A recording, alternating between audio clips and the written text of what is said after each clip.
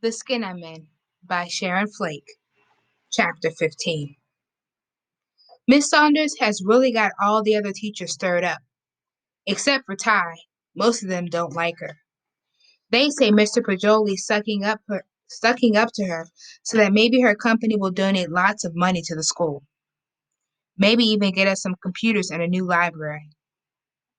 All of this makes the other teachers resent Miss Saunders even more. In the office, the teachers never say her name. They just say she did this and she did that.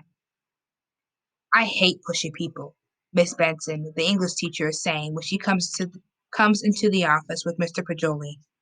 Every day, she's coming to me with some new idea she came up with, questioning why things can't be done differently.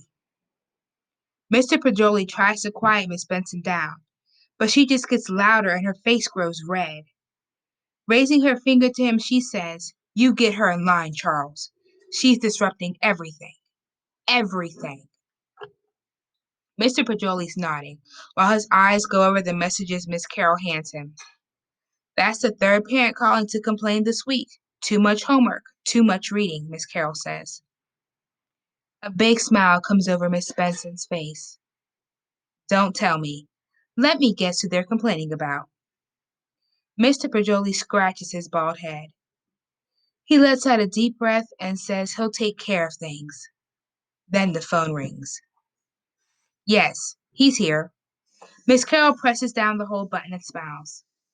"Someone else calling about your favorite person." Mr. Pajoli clicks his false teeth together. "Send it back to my office," he tells Miss Carroll. Miss Benson touches up the edges of her lipstick with her finger and walks off humming. Miss Carroll tells me to get back to work and stop being so nosy. I go and staple papers together over in the corner. It's good to see teachers get in as much trouble as kids do sometimes. The office is a busy place.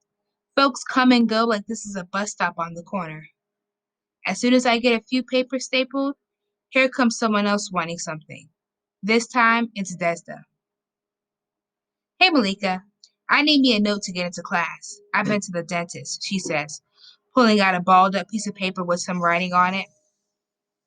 I look in Miss Carroll's direction. She's heading over to give Desda what she needs. While she's doing that, here comes Charlize. I don't see the twins nowhere. "Charlize, shouldn't you be in class?" Miss Carroll asks, still tending to Desda. "In a minute," Char snaps, waving for me to come to the other end of the counter. Miss Carroll's voice is squeaky and high-pitched, like a wheel that needs some oil. "Charlize Jones, I don't know what you think is going on here, but Malika is doing a job for the principal. And you, young lady, had better hightail it to class." Char just laughs at Miss Carroll. "You act like Malika is working for the President of the United States. Man." Miss Carroll shoves the note over to Desda. All right, all right now, get to class." Desda looking at me like I did something wrong. Charlize takes out a stick of gum, pushes it in her mouth real slow. Miss Carroll looks like she's going to go off on her. Then out comes Mr. Pajoli. "Hello, Mr. P," Char says in a sweet baby voice. "You think maybe one day I can work in here too? Maybe answer the phone or something?" Char stands there in her skin-tight striped pantsuit, with her finger in her mouth like a 2-year-old. Mr. Pajoli knows Char ain't the least bit like that for real. "Sure, Charlize. You may start working in the office as soon as you pay the fines for the 3 library books and 2 math books you lost last year." Char starts arguing with Mr. Pajoli about how she ain't never had those things and how everybody's out to get her.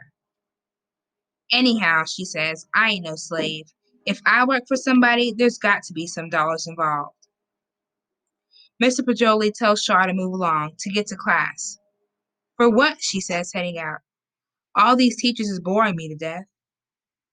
Mr. Pajoli asks her what class she has now.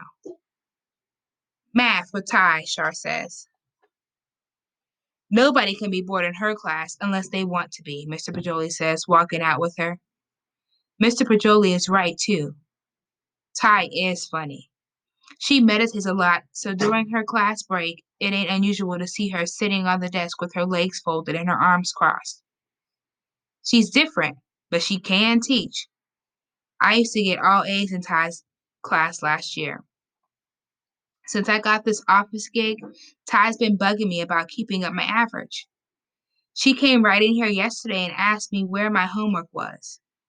Mr. Pajoli was standing right at the desk, too. I lied and said it was in my locker. Ty asked Mr. Pajoli if it was okay for me to go get it. Then I had to fess up and tell her I forgot to do it. She asked Mr. Pajoli if it's okay for me to use my office time to do my math homework.